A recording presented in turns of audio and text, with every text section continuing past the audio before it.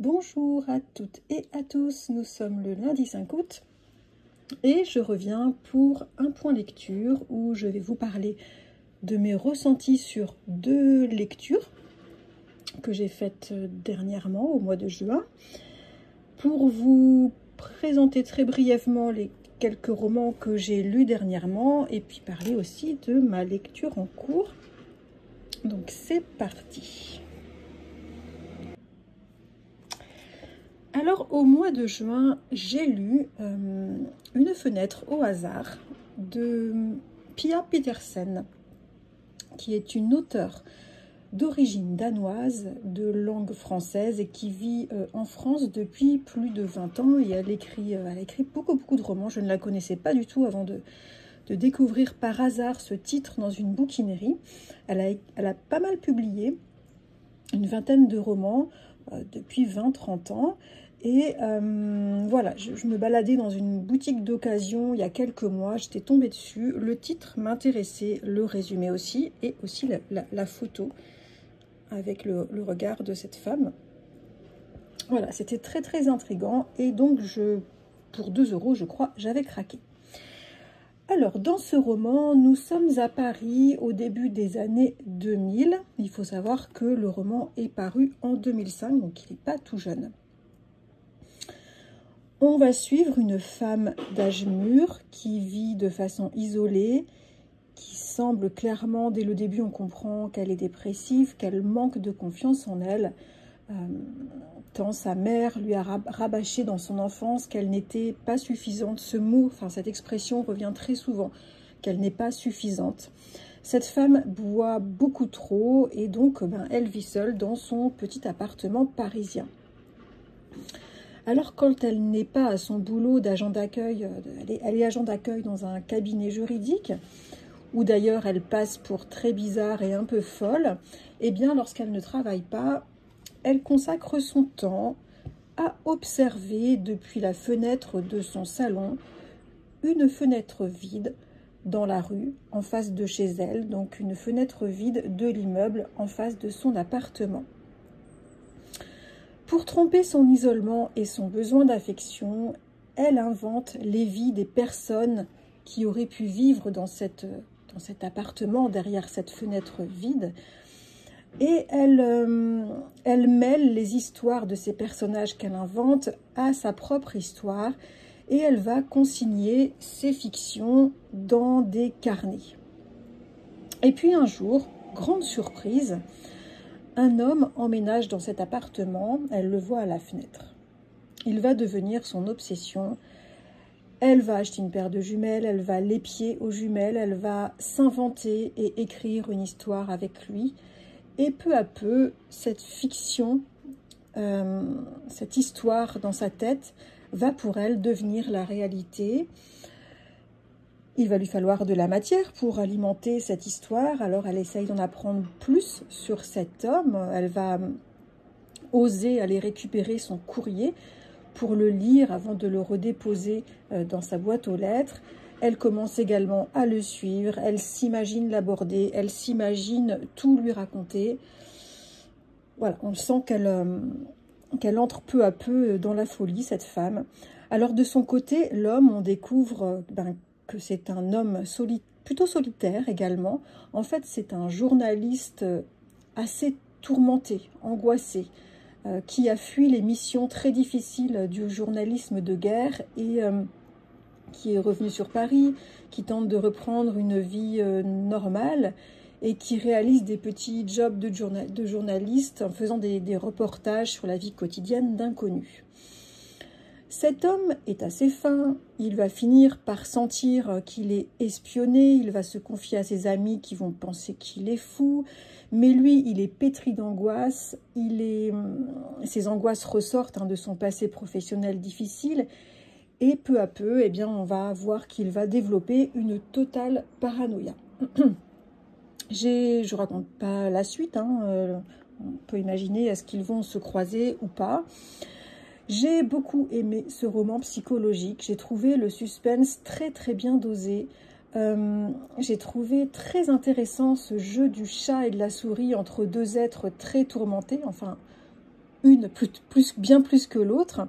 Donc ce jeu du chat et de la souris dans un Paris ralenti et presque agonisant sous une canicule oppressante puisque tout le roman se déroule durant l'été, et je me demande si c'est pas justement l'été où il y a eu la fameuse grosse canicule en France. La plume est très simple, sans fioriture. C'est une plume qui laisse la place à travers les descriptions des choix, des actions des protagonistes, qui laisse vraiment toute la place à la psychologie profonde des deux personnages. J'ai trouvé que c'était un roman psychologique à l'ambiance oppressante, avec des personnages bien travaillés, très vrais. J'ai beaucoup aimé cette histoire traitant de la solitude, de la quête d'affection qui peuvent faire frôler la folie. J'étais vraiment très contente de découvrir cet auteur, Pia Peterson, qui, je crois maintenant, d'après ce que j'ai lu, fait une petite enquête sur Internet. Il me semble qu'elle vit maintenant aux États-Unis, où elle écrit toujours en langue française, mais elle a tenu deux librairies, une à Paris et une à Marseille. En tout cas, je ne sais pas si vous connaissez cet auteur. Dites-moi si vous avez d'autres titres à me recommander d'elle. En tout cas, dès que je verrai un titre, si je tombe sur un titre d'elle en occasion, je le prendrai les yeux fermés. Voilà pour Pia Petersen, Une fenêtre au hasard. Et c'est un roman que j'ai trouvé en collection Babel, qui, pour moi, Babel, c'est plutôt une valeur sûre.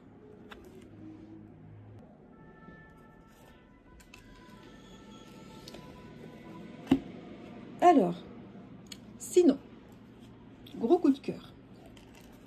J'ai lu État des lieux de Déborah Lévy. Ça, c'était pas en juin, c'était début juillet, me semble-t-il. Il y a 10 jours à peu près. Plutôt fin juillet, donc.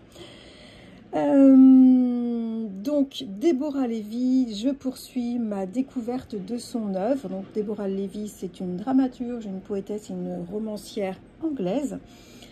Et je dois dire que ça y est, je suis complètement accro. Je l'avais découverte avec Le Coût de la vie, où elle racontait, c'est de l'autobiographie, assez souvent dans ses romans. Dans Le Coût de la vie, elle racontait ses galères financières pour pouvoir vivre de ce qu'elle aime, à savoir l'écriture, après son divorce. Dans Le Coût de la vie, elle racontait de façon délicieuse ses aventures et ses stratégies pour pouvoir vivre de son art sans trop dépenser, notamment comment elle investissait le cabanon de jardin d'une vieille amie pour y faire son bureau, mais aussi elle développait des réflexions très profondes sur la vie libre et sur le coût de cette liberté.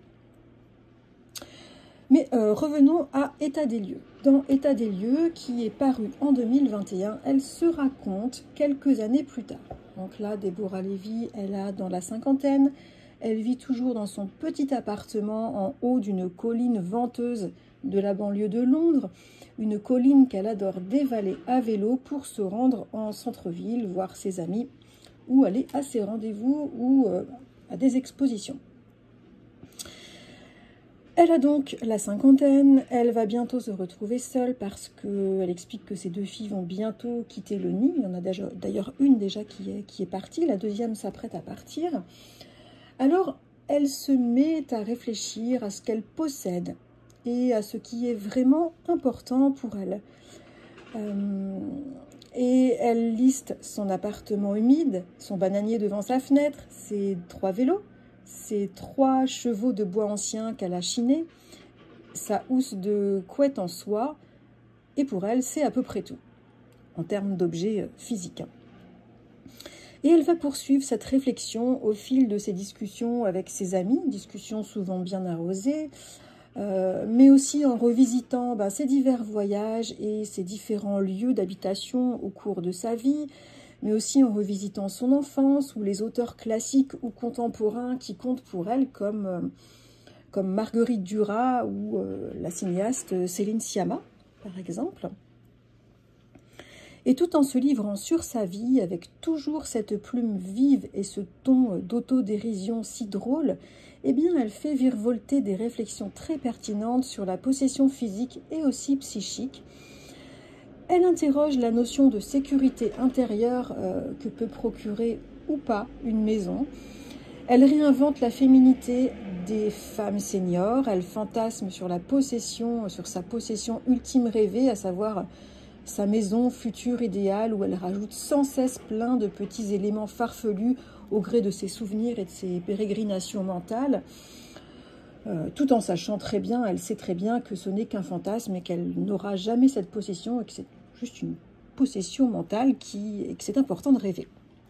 C'est un vrai bonheur de la suivre dans Londres ou bien à Paris, où elle a vécu 1 an en résidence d'artiste dans un petit appartement, ou bien à Mumbai, elle a fait 1 ou 2 voyages en Inde, ou aussi à Berlin, ou encore en Afrique du Sud, qui est le pays de son enfance, de sa naissance, parce que je crois qu'elle est arrivée très jeune en Angleterre. Dans ce roman, dans cette autofiction, le passé et le présent s'entremêlent, le personnel, le professionnel et le politique également, mais aussi se mêle à ça la littérature, la philosophie, le cinéma. Ça fait une super mixture et hop, j'ai trouvé que ça faisait un texte très délicieux et très revigorant. J'ai adoré me replonger dans la vie, dans les pensées, dans la liberté, dans la personnalité tout simplement de Déborah Lévy.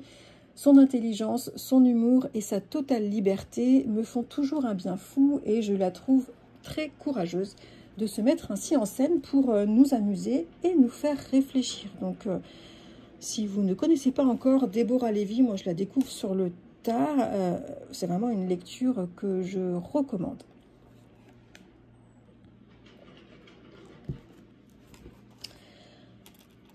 Alors, au niveau de mes lectures récentes, petit point sur mes lectures, j'ai terminé La fille américaine, je crois que j'en avais un petit peu parlé, j'étais en train de le lire lors du dernier point lecture.